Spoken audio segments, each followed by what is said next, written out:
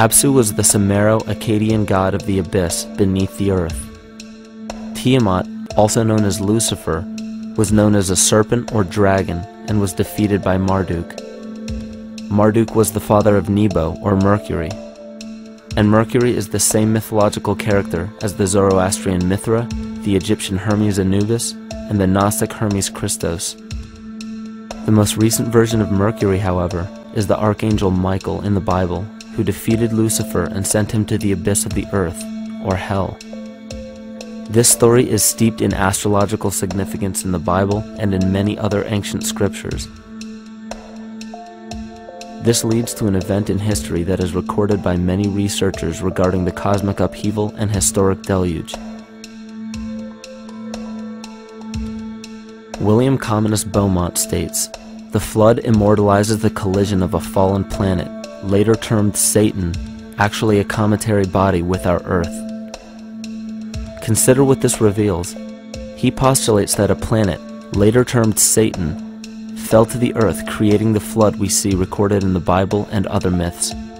Lucifer, or Tiamat, was a planet known to ancient cultures as the Glistening One, the dragon of chaotic salt waters. The light from the sun illuminated this planet's water, which gave it a glow that rivaled the sun's own light, which is where we hear about Lucifer rivaling the Lord. The Lord in this case being the sun, which sustains and gives warmth to the earth. The planet Tiamat, or Lucifer, was destroyed by a cataclysmic event that hurled the watery planet to the abyss of the earth. In the book of Enoch, it reveals, "And behold, a star fell from heaven, and when it fell to earth, I saw how the earth was swallowed up in a great abyss." The myth of the Ute Indians states, "The sun was shivered into 1,000 fragments, which fell to earth, causing a general conflagration. Then Tawats fled before the destruction he had wrought. And as he fled, the burning earth consumed his feet, legs, body, hands, and arms, until at last, swollen with heat, the eyes of the god burst and tears gushed forth in a flood which spread over the earth, extinguishing the fire." This myth resembles the translation of the Enuma Elish by Stephanie Daly in her book Myth from Mesopotamia, which explains that Tiamat's eyes became the source of the Tigris and Euphrates rivers. As written in the book of Revelations, "And there was a war in heaven. Michael and his angels fought against the dragon, and the dragon and his angels fought back. The great dragon was hurled down, that ancient serpent called the devil, or Satan, who leads the whole world astray. He was hurled to the earth." The Roman mythology of Ovid gives the story of Phaeton, which happens to be another name given to the watery planet Lucifer, or Tiamat. This story reveals that Phaeton was a child of the sun and wished to become the sun for a day. Phaeton attempted this feat, and eventually Jove, who is also known as Marduk, destroyed Phaeton, sending him crashing to the earth in flames and put out by a tremendous flood of water from a river unseen before. The common theme we notice here is that of a saltwater planet, the great dragon, Lucifer, Tiamat, or Phaeton, was defeated and fell to the earth, and now dwells in the abyss known as hell, giving us the outline of the story of Lucifer rising up against the Lord and being defeated and banished to rule the underworld. As we know, however, an outline is but a shell of a story. The inner meaning, the spirit of the myth, comes with a deeper understanding of the essence of each planet, not just the physical planet, but the conscious core, because we know now that the proportions and velocity of a planet gives them their own characteristic frequencies, which govern biological and behavioral patterns. These planets reflect the archetypal psychology of man. In ancient times, probably the most important field of research was the study of the heavens. Galactic bodies and their movement through the sky were known to be symbolic of the inner faculties within human consciousness. Within all organisms, outdated science has only explained the physical world measured by our five senses. Only in esoteric religions, mysticism, and quantum fields of science are we to find any attempt at explaining where thoughts and emotions fit into the sense-perceptible world. We also understand now that humanity is a community of cells within the organism of the Earth.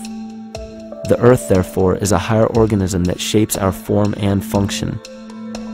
This higher organism and all other planetary bodies are governed by consciousness, just as we individual humans are. Therefore, the Newtonian belief that galactic bodies are nothing more than lifeless forms floating in space is tantamount to claiming that we humans are nothing more than a composite of elements in motion. We know that this is untrue because we feel, we think, and furthermore we see the result of our consciousness creating what we call life. Plato wrote, "This world is indeed a living being, endowed with a soul and intelligence, a single visible living entity containing all other living entities, which by their nature are all related."